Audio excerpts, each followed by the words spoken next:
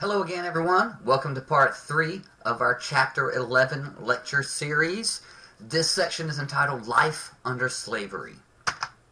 The focus question for this section is, what were the legal and material constraints on slaves' lives and work? Slaves were property under the law and had very few, if any, legal rights. Essentially, they were equated the same as a head of cattle or a horse or a pig. Owners controlled almost every aspect of their slaves' lives. The legal code and Southern justice were designed to maintain that control.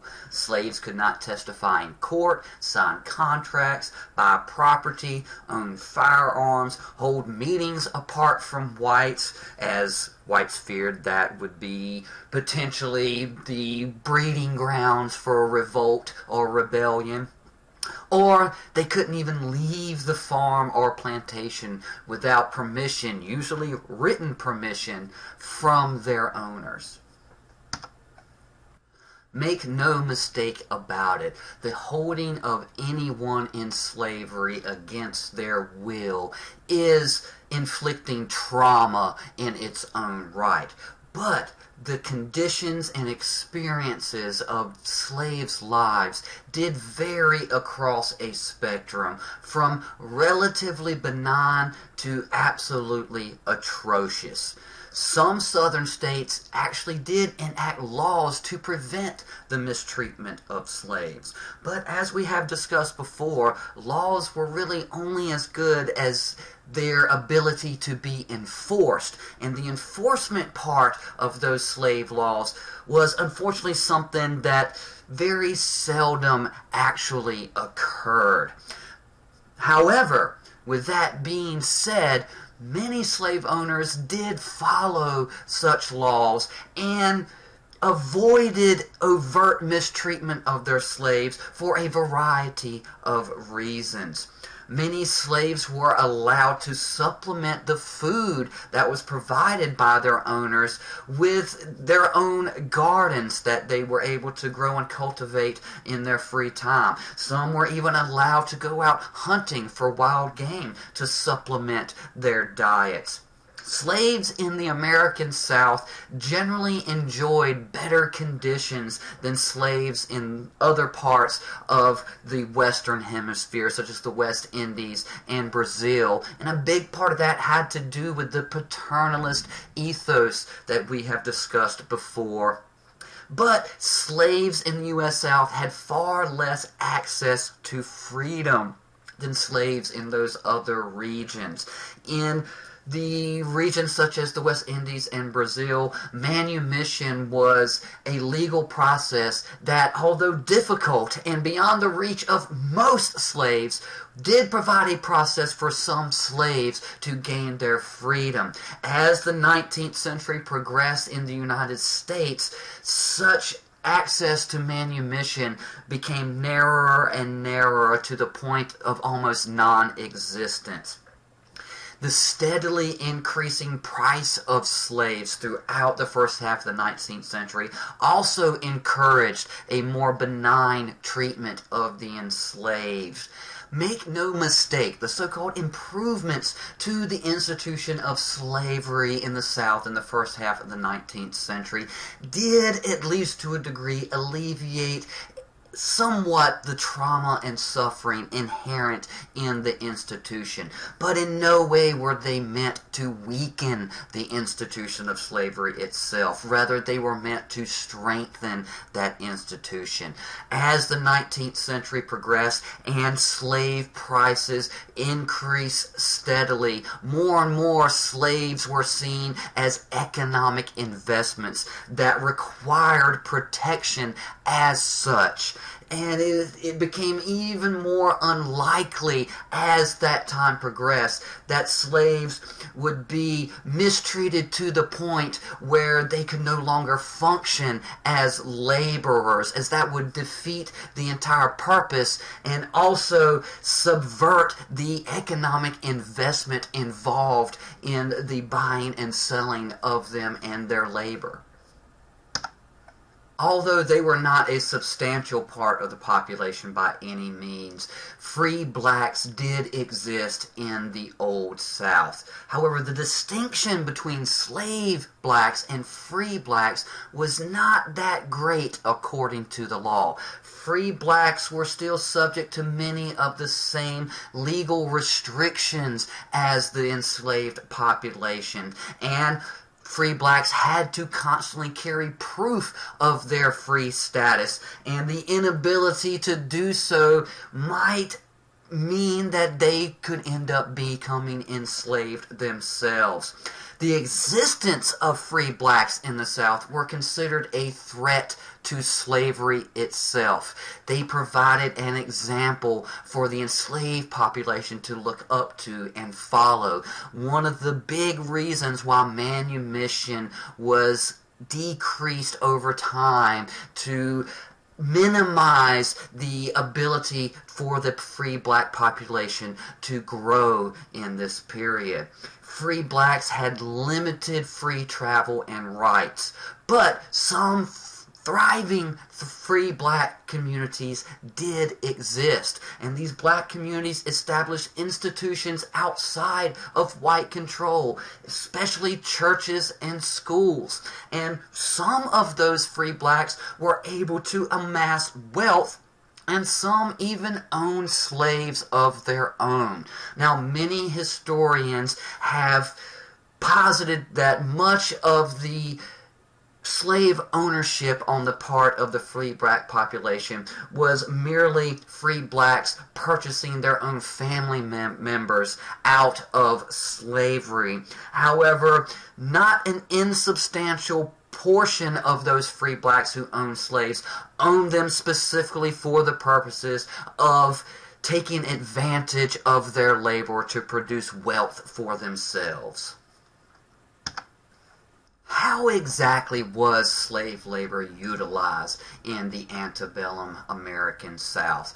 Well, the answer to that question is for just about anything and everything that you could possibly think of. However, a large majority of the enslaved population did work in the fields. A smaller percentage were skilled laborers, carpenters, blacksmiths, things of that nature, or domestic laborers, particularly in urban areas.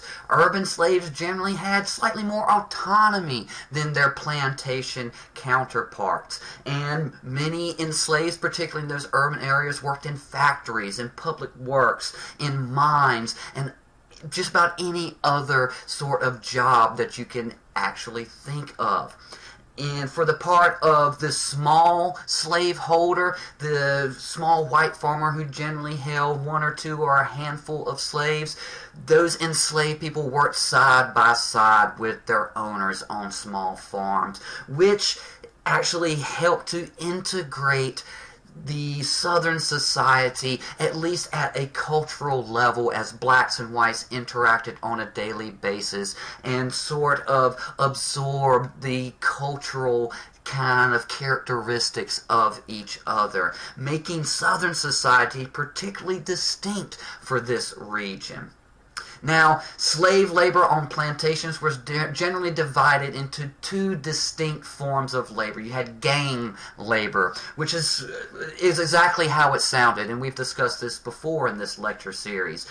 Large groups of literally a gang of slaves who, under the direction of an overseer, would work usually from sunup to sundown with very few breaks in between in the fields all day to produce the crops. Now, the other system was a task labor system, and this was particularly prevalent in South Carolina and Georgia, where rice agriculture along the coast was still a very productive and profitable mode of agriculture. The task labor system involved a certain number or set amount of work or jobs that was expected to be done on any given day. And as soon as the enslaved finished that assigned work for the day, they essentially had the rest of the time for themselves. There was much less supervision involved in the task system, and of course much more free time for the enslaved populations who worked under the task system. It was very much quite different, instead of stark contrast to the gang labor system, which is a system most often associated with slavery in the public imagination and of course in the popular history in movies, books, TV, etc. Make no mistake, although we have been discussing the various laws and systems and ideologies that developed in the first half of the 19th century that somewhat diminished the mistreatment of slaves or the incentive to mistreat slaves, the institution of slavery was fundamentally a system reliant on force, and the threat of force underscored every interaction between the white and the black enslaved population. Complete discretion in inflicting punishment was the sole possession of the slave masters. Essentially, the slave master was the law on the plantations, and the treatment of the enslaved population varied according to the proclivities and the dispositions of the individual masters. Some masters treated their slaves better than others, that is for sure. Laws protecting the enslaved, again, I repeat, were only as good as they were enforced, and the plantation itself in many ways operated extra-legally. The boundaries of the plantation pretty much shut out much government influence within their domains. Essentially, the plantation owner was the king of his particular domain of the plantation. The authorities were reluctant to step in between masters and their slaves, even when it was obvious that the masters were breaking some of the laws regarding the treatment of the enslaved population.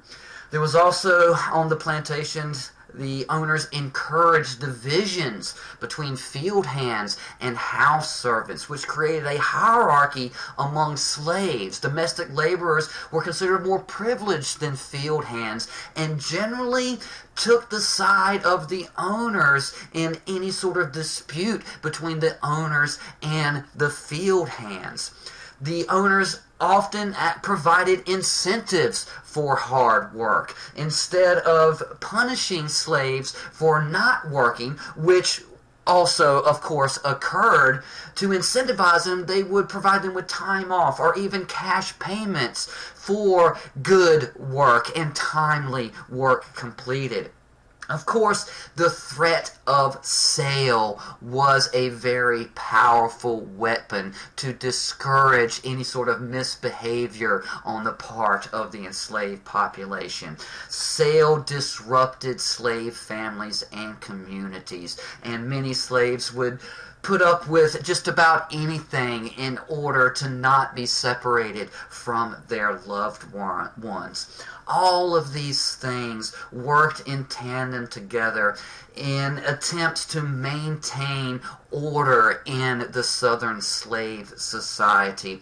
Attempts that were more often successful than not, but underneath all of those attempts, the threat of violence from both the owners against the enslaved population and for the enslaved population against the owners constantly existed, and tensions remained high throughout this period because of the inherent tensions in that dynamic. That completes part 3 of our Chapter 11 lecture series. As always, study hard, and I'll see you soon.